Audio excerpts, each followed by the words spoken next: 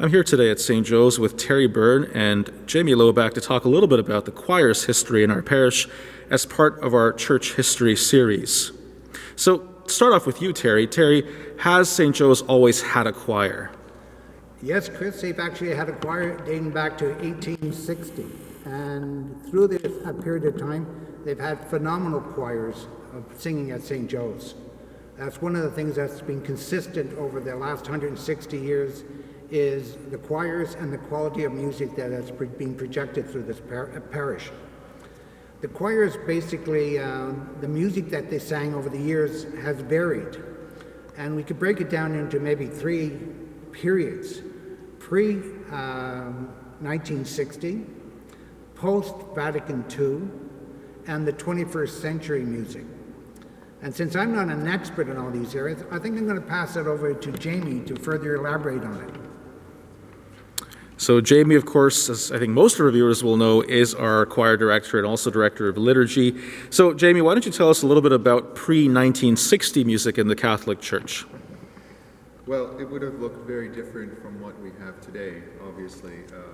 There would have been a focus on Gregorian chant, which is basically a single melody line that would have been sung by mainly male choirs, men and boys only. We would have had a focus on polyphony, which would have been music that you might remember from the composers of William Byrd, Thomas Tallis. So an integration of harmony. I think the key point to make is that there would have been very little congregational singing at this time. Largely the music was performed by choir with support from the organ, but a lot of music that was sung without any instrumental accompaniment, so what we would refer to as being a cappella. And the other important point in St. Joseph's history is the integration of children's choirs beginning in around 1929 with the St. Joseph's school system that was developed in Sandy Hill. So these choirs would come and perform at Mass at the front of the church.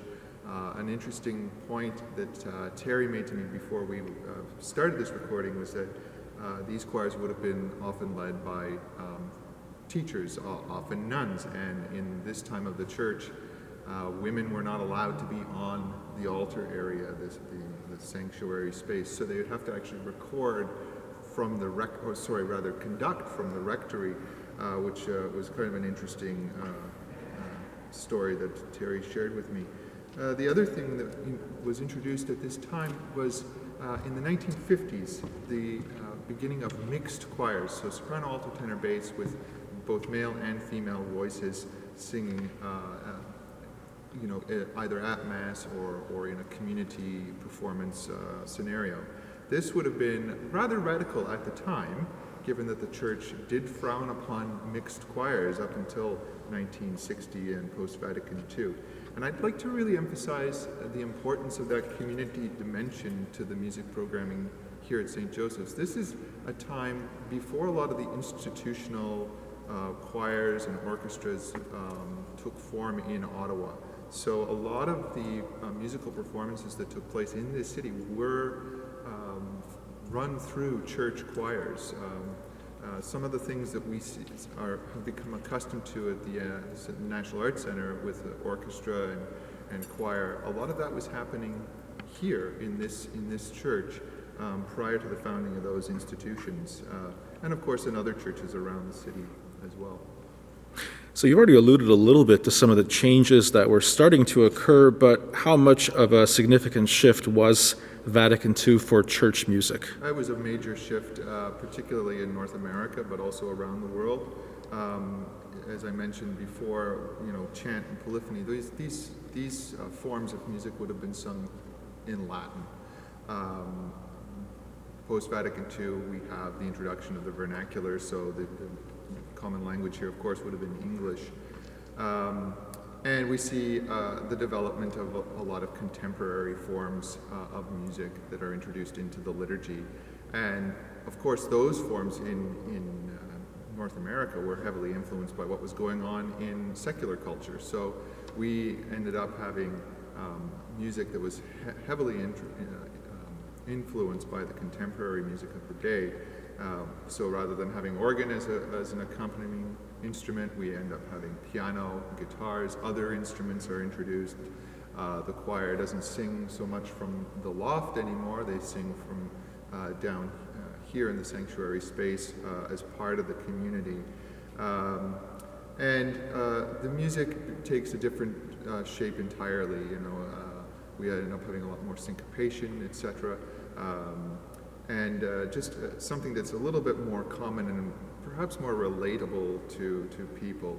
And I would say that an important element of this is then encouraging congregational singing, the participation of the entire community in the music, so we don't just sit and listen to something, we all participate. And I'd say that in this period of time, in the post-Vatican II period, one of the most influential people we had in the music ministry at St. Joseph's would have been Jane Williams, who became music director in the late 1970s and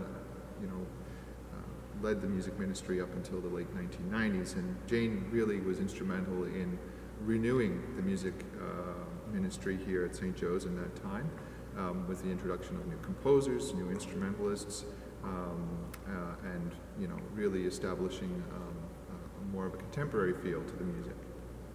So heading into the 21st century, and as we head into the second decade now of this century, what are some of the directions of church music, of sacred music that you're seeing? Well, there's a lot going on. I would just say that I've been working here in the music ministry in some form since the year 2004. But prior to that, there was a period between Jane and I where we had a number of important people that I would note: Larry Curran, Albert Dunn, Armando Prini, Louise Ratier, James Kubina, Nancy Keys, and Teresa Fournier, who all led music in some form. Kathy Crow had a children's choir at this time, so there was a lot of other players involved in terms of the leadership of the ministry. Now, I would say we have kind of come to more of a balance in our music, where we have a mixture of contemporary forms, music from that era of the 70s and the 80s that we still perform, beloved hymns that we perform, but also more traditional hymns as well. Holy Thursday we'll sing the Pange Lingua Gloriosi, which is a traditional chant. So we have a mixture and a balance of contemporary, of traditional, of the modern and the traditional. And I would also say, in this time, while we still can, encourage congregational participation as much as possible, we also have reintroduced, to a larger extent, the Cassavant organ, which is really nice at tying our history of our parish music ministry together. And I think really in the 21st century, the focus has been in music heavily focused on social justice, taking the themes out of the scriptures, but also out of our contemporary issues that we face as a parish and as a people. What's your premise for selecting music on any given Sunday? Well, the most important thing for me is to start with the scripture readings of the day, and from there everything else should kind of work naturally. I go to each of our hymnals has a scriptural index, so I can take the readings of the day and take a look in the scriptural index of the hymnal and find pieces that would relate directly to that. So some people will come up to me after a mass and say, everything fits so well together with you and the person giving the homily or the reflection must have really worked hard together to make that synthesis. And rarely that ever happens, actually, because we both look at the readings. So that's the fundamental beginning that I work with. And the other area is what's happening in the liturgical action. So right now, as I record this, we're in the year B, which is the Gospel of Mark. And in the first Sunday of Ordinary Time to the sixth Sunday of Ordinary Time, it's the readings are a bit more difficult to deal with in terms of selecting music, meaning that there's not a lot of music that has been written necessarily that complements those readings. Or there has been, but it hasn't been music that's common to our tradition here. So I'll focus more on liturgical action at that stage. So what are we doing as we come in the procession, in the gathering? Music that would focus on that liturgical action, or if we're talking about communion, something that is based around the Eucharist, that sort of thing, yeah. Okay, great. Well, I think we're at the point of our series where we now go to an anecdote. And Terry's often the one that provides those anecdotes. So, Terry, what do you have for us today? I would like to draw your attention to a pastor that was in this church from 1901 to 1915. And his name was Father William Murphy. Now, Father William Murphy was giving a homily one day on the fires of hell and damnation. And he was talking to the parishioners, and he was looking at them, and he thought, boy, am I ever reaching out to them, because he said some are their mouths are wide open, others look very much in some sort of anguish, and others almost had tears in their eyes. Little did he know that during his homily, a banner had fallen down from one of the beams behind him, and on its way down, it hit a candle and caught fire. So here he was, talking, giving his homily, and a fire was going on behind him. One member of the congregation got up, walked by him, bowed towards him, and went up and stomped on the fire, put it out. He went back to his pew, bowed once again to Father Murphy, and sat down. Father Murphy, with his annual treat to the choir, he'd bring them to Aylmer, Quebec, to a hotel. He would recount to them that maybe after this incident, he should start using more props with his homilies. And that was the time of Father Murphy. Now, if I may just add one anecdote more, a very short one. There was a woman in this church at that time, around 1903, who wore a big hat with feathers on it. And she wanted to light a candle from the candle tray. And when she bent over to light the candle, one of the candles started a fire through her feather in her hat. The hat caught on fire. A nearby parishioner got up, grabbed the hat, but not before a lot of her hair was singed. The only casualty was the hat burnt and couldn't be used again. Sounds to me that we have a whole new meeting to fire and brimstone at St. Joe's.